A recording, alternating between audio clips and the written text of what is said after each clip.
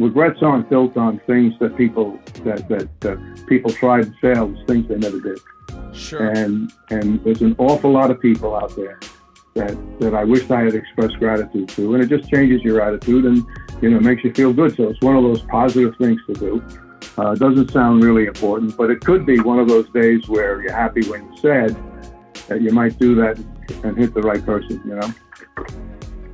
Welcome to another conversation at the podium. This is where we have discussions with some of the most sought after experts in sports, business, and life in general. Today, we're going to discuss a little bit of wins, losses, and lessons along the way with one of the most recognized inspirational speakers in our great country. Joe Jordan is a behavior finance expert, the award-winning author of Living a Life of Significance, which mind you, he donates all his fees to charity. If that tells you a little bit about Joe Jordan, if you've not had the privilege and the blessing to meet him, he's a retired executive from the financial services industry, started the old school way with no clients, and I bet some sort of phone that was attached to a wall or a desk somewhere. Joe Jordan has not only become a friend, but my entire 20-year career, he's a man I've watched up close and afar. He's a mentor, and he is one of the industry greats of all time. Joe, thanks so much for being with us today.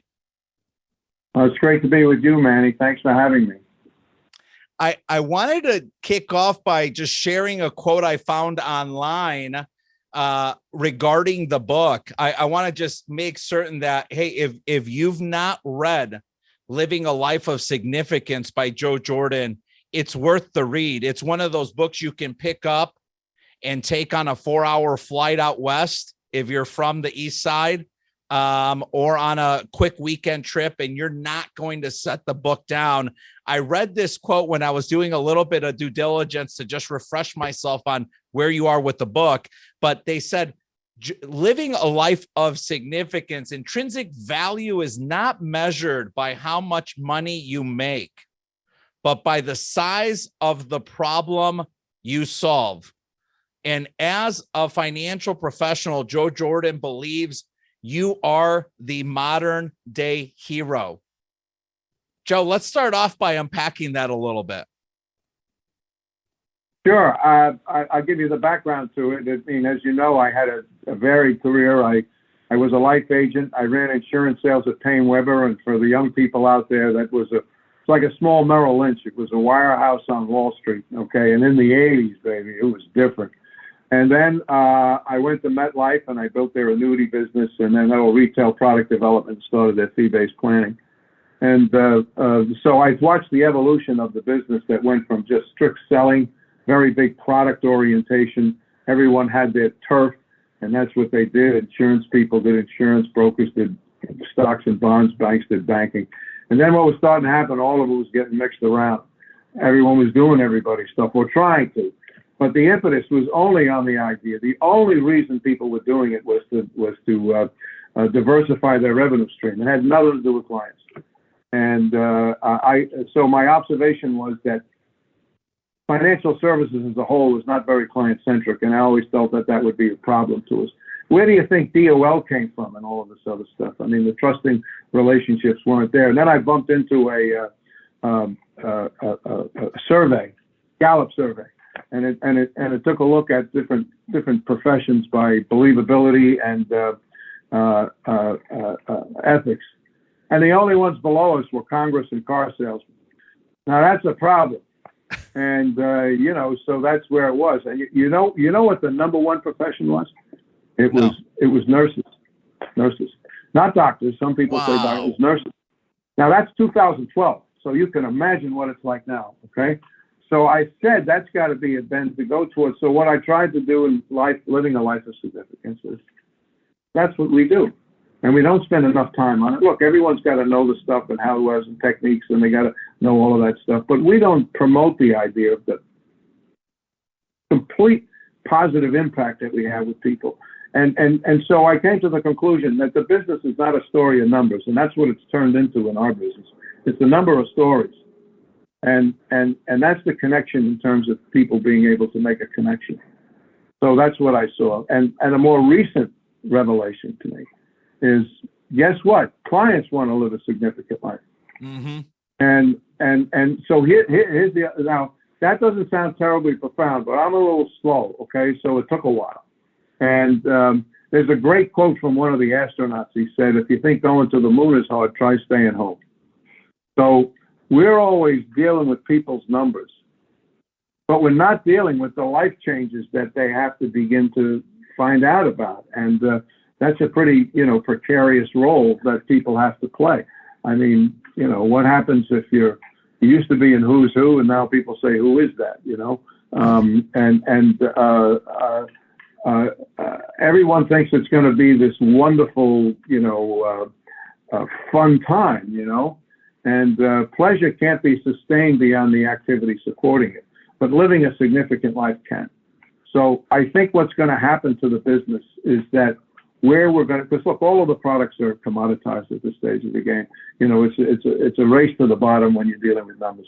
McKinsey recently came out as a 2020 report. It said in 10 years, advisors will gradually shed their role as investment managers and become more like integrated wealth coaches. So it's the idea that where I see it going is it went from strictly selling a product and there was a winner and loser to the idea of planning, but it was very left brain analytically and numbers oriented, to the idea of really creating very tight relationships. And people will pay more for that, okay? You will have margins on that. And so, look, the most successful people in our business operate that way anyway. So that's kind of the path I'm on, and those are some of the things that I'm pursuing now. Yeah. So take us back. The idea of the book first came to you when, and what do you think it was? I've listened to you speak about your childhood a number of times. I mean, it's just such a story. And I think when I didn't know you well, I thought, boy, maybe his childhood had a lot to do with why he wrote this book. Tell us about when the idea for the book first came about, and can you kind of connect that to the childhood you had and some of those meaningful things that happened along the way?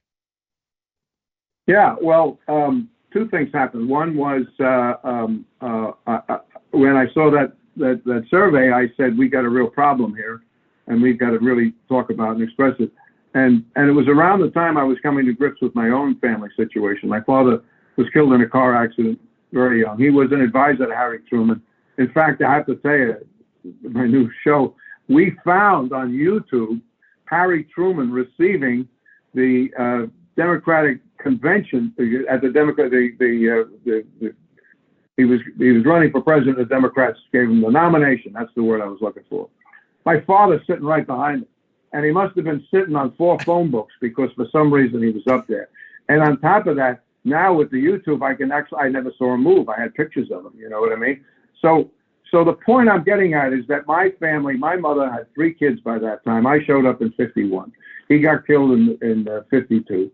And so back then, when he was sitting there behind the president, he was a power player in Democratic politics. The future looked very bright. It looked like she would be living a very pleasant, connected, White House for tea and all of this other stuff. And it was gone. And then she had to go out and find a job. So think of all the little things, okay? You can imagine what she looked like in 1952 and the clothes she had, showing up as a secretary at the bartender's local. So she'd get it, oh, who's this one think she is? All of those little slices, We had we had relatives, all of them with money, say, why don't you come up and get on the yacht? We didn't have a car, okay? So they would never think of that people didn't have a car. So it's all those little things, and then she had to go out and do that. So I just kept going, and I didn't think too much of it. It wasn't until I was in my 50s that I came to grips with what the business was about. In the story, my father, he canceled a $100,000 New York life policy, okay? 6 months before he died, he wanted to buy an apartment building. Do you know what the hell $100,000 was in 52? Okay, you could buy a kick-ass house for like $8,000. I mean, the real McCoy probably sell it for $250,000 in the 80s when the our lives would have been radically different. And that's the thing that really started to come together for me. It came together for me when I spoke on the main platform of MDRT. And that's when the business came back. And I said, how lives would have been different. My two sisters could not go to college because they were older and they had to work to make sure the boys went to college. So think about that. It's really not, that's why it's a story of numbers. It's not a story of numbers, it's the number of stories. Now that has impact. And I'll tell you, I just did a big meeting for Ameriprise, heavy duty financial planning stuff and investment stuff. You know what happens? I get 5 or 6 people coming up and telling me their story. Their mom died, their son got killed, and that's the thing that I'm trying to bring to the business, is the humanity side of it. And sometimes we think we're there and we're not. So, I mean, sometimes people think I'm the industry chaplain, but I would just get to this. Look, the biggest issue we face, the business is built on 2 principles, right? Prospecting and everything else. And everything else. And, that is why everyone gets invited to meetings. Why? Because they think you're good looking or something like that? No, because you're supposedly in front of people, and you have to face that rejection. So I believe deep down inside, that's got to be ingrained in you, not just the money you're making. And I know that's hard for someone just starting out, but to know that you can do something of a positive impact. And let me tell you something. If you have that in your heart, people begin to see it. And I don't think it's fun. You talk to anyone who's really made it, and that's what they'll tell you. The things that are invaluable to people are the relationships, and that's been exacerbated by this isolation that we've had with the COVID stuff. There's a guy. I'll just say one more thing, and I'll shut up. I'll let you ask the question because this was important. There's a guy from National Geographic, and he studies cultures that live longer. And you know what he said? He said that isolation kills. And the communities that live longer are always together and what have you. And then on top of that, you have this social media stuff. They said you'll never be alone. How the hell can you figure stuff out if you're never alone? You have all of this distraction all the time. There was a survey done, and Yale did it. They said the more people use Facebook, the worse they feel, because nobody posts the truth. And there you go. So anyway, that's my ring. So you mentioned relationships and the significance of those.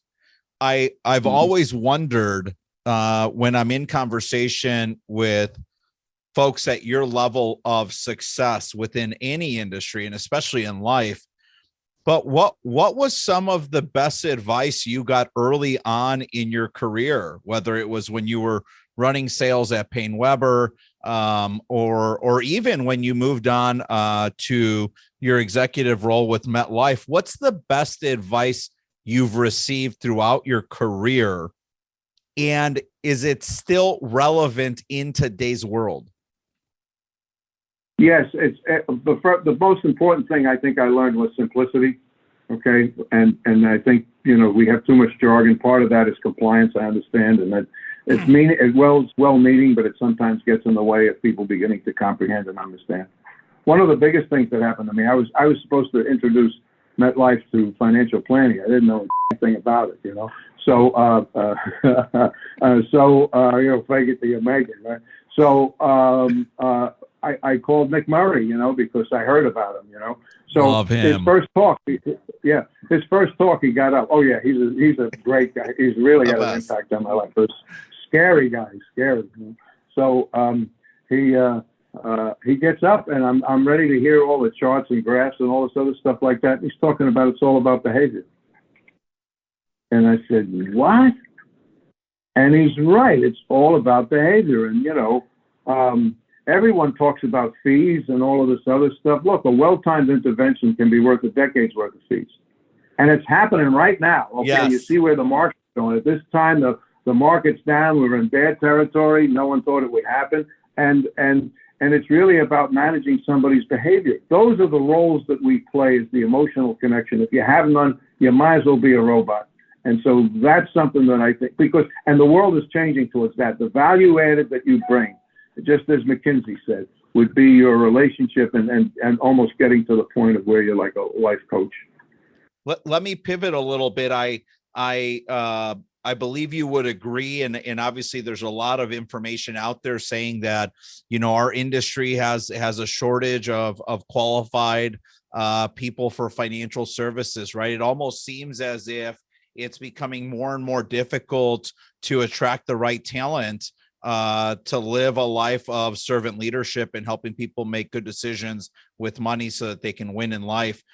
Talk to me about a few industries that you would say, these are industries that are training and developing good people the right way, and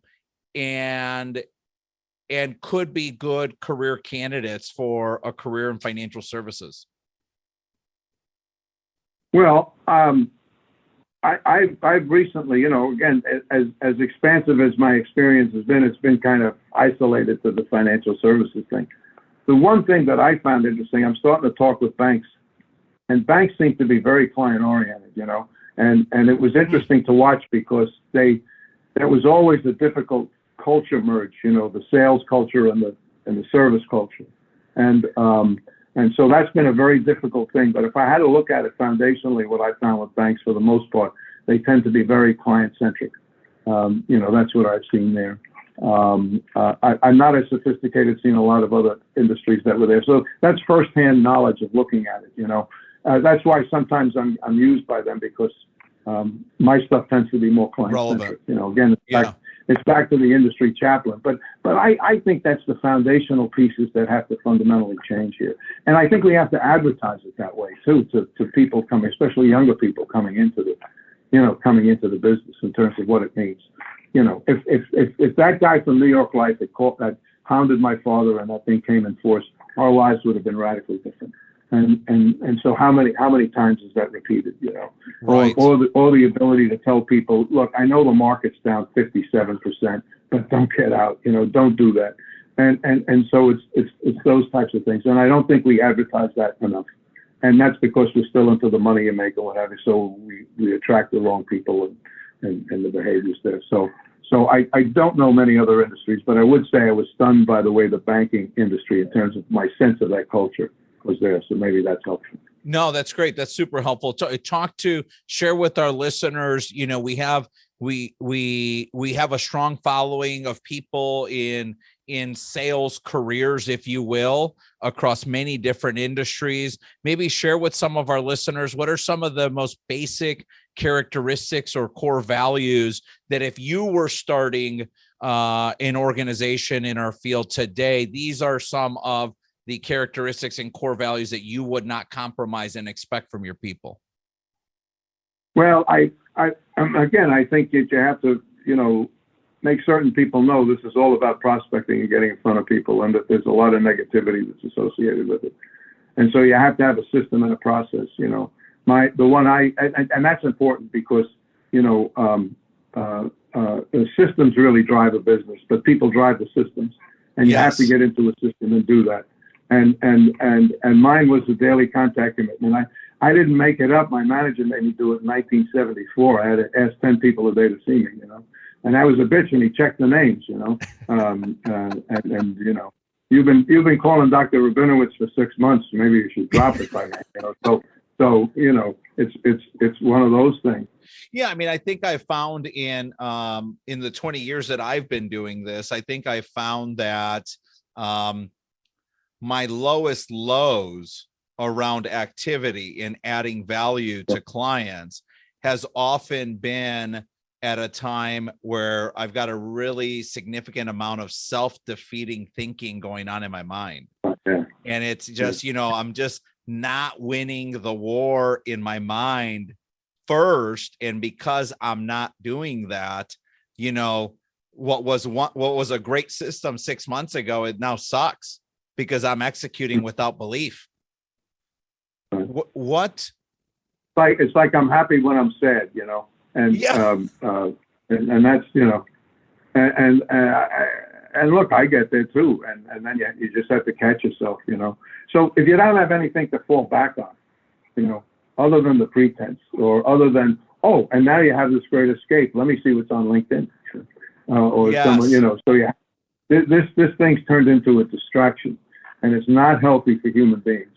and use it for what it can do. But that's where I think we have a competitive advantage. People want to have a community. Okay, they feel good about being sitting down and meeting with people. That's something that outside of our business, and I really try to preach that. Although people sometimes don't feel it, but that's the way we're designed, and that's another competitive thing that I think we have. What's been one of you? I mean, you've traveled the world speaking within the industry. What's been one of your favorite places to visit and groups to speak in front of, and why? Mm-hmm. Hong Kong is a blast, okay? Or it was anyway. I don't know what's going on there now. The Philippines was great. I like the UK. The thing that I see is when I talk to stories, or like my personal story, or I also have in my talk a link that if people hit it, I send them 2 stories a month for 6 months free. And I'm doing that because I'm trying to change the orientation. The stories are the universal language. Everybody can connect with that. And, I've seen it at MDRT because I did a lot of speaking for MDRT overseas. And sometimes you get people and they're just locked into the U.S., meaning they're even quoting IRAs and stuff like that. They can't get it. Most of my stuff, with the exception of the things that are specific to the U.S., resonates. And it even overcomes language barriers, because they can sense the emotion and they can feel it. Look, there was a study done in North Carolina. People remember 6% of what you said and 100% of how you made them feel. And one of the best ways to get into the feeling mode with someone are stories. And so I know it's difficult to integrate in and people have to kind of do it themselves, but having a ton of stories helps you to get there. Where are you drawing your inspiration from today now? Every now and then I get some people who just knock me out. Okay. I got back from a big trip and I got a call, and it's a Friday, and a guy calls me up and says, he heard me speak 6 years ago. He said it changed his life.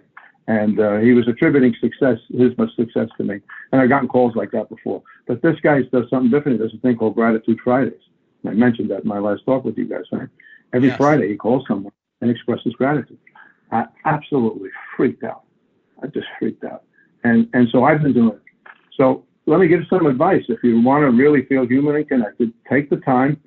Gratitude Fridays, write them out well before. Don't wake up Friday morning going, who am I going to call now? And figure it out.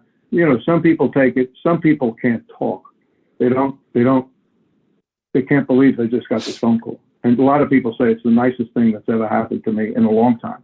And I think that helps raise a positive attitude. The other thing, look, I'm 70 years old now. There's a lot of people on this planet who I never expressed gratitude to, and that's a regret. And most people, regrets aren't built on things that people people tried and failed. It's things they never did. Sure. And there's an awful lot of people out there that I wish I had expressed gratitude to, and it just changes your attitude and makes you feel good. So it's one of those positive things to do. It doesn't sound really important, but it could be one of those days where you're happy when you're sad, that you might do that and hit the right person, And look, in a year you hit 52 people. It's 520, right, in a decade. And we just finished a decade not too long ago. So that's another little thing that I think helps.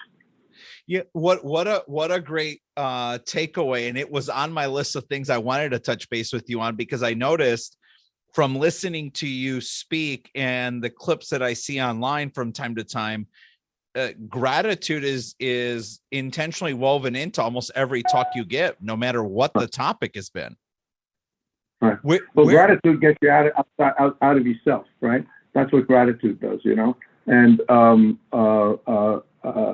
it gets you to not just be thinking about you, and it puts you on a more positive footing. And believe me, people respond to it. And here's the other thing about it. Gratitude is a choice. It's not a skill.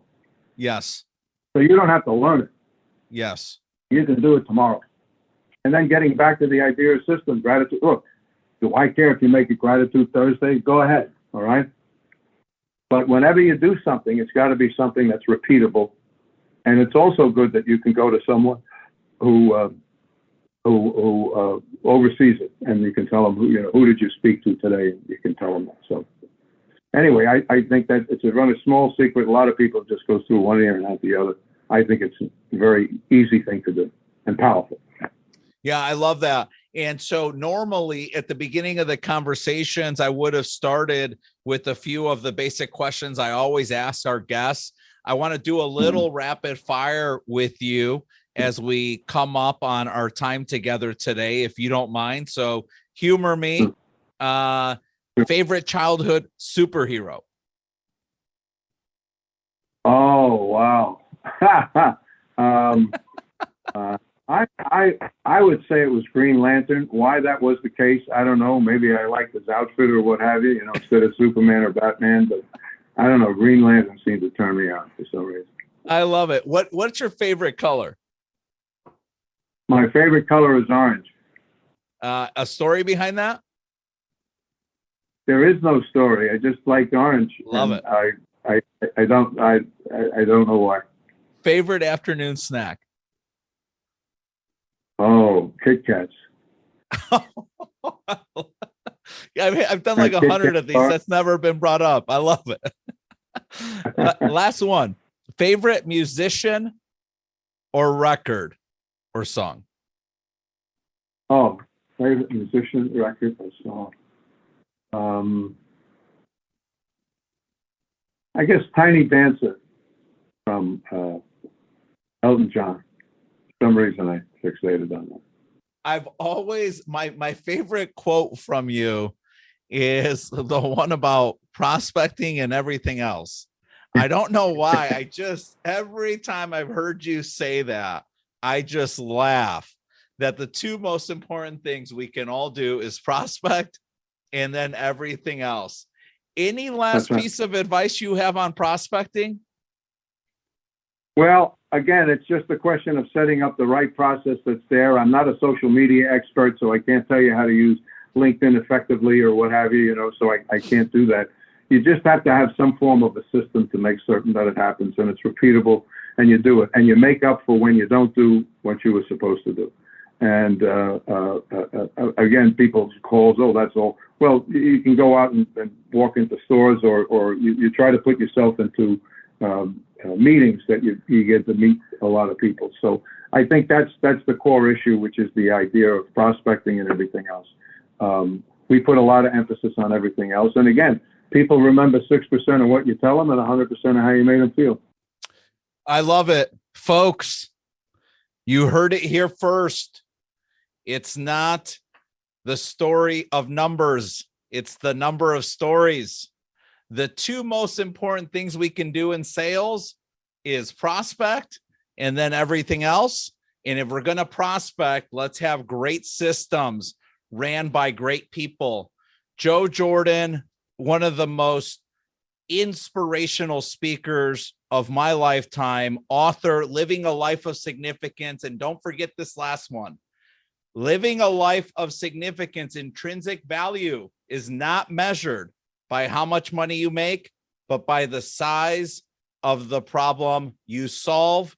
And our profession is still considered one of the greatest modern day hero occupations that exist. It's always awesome being with you. It's a pleasure. It's a privilege. And thanks for being a friend and mentor. Thank you, Manny.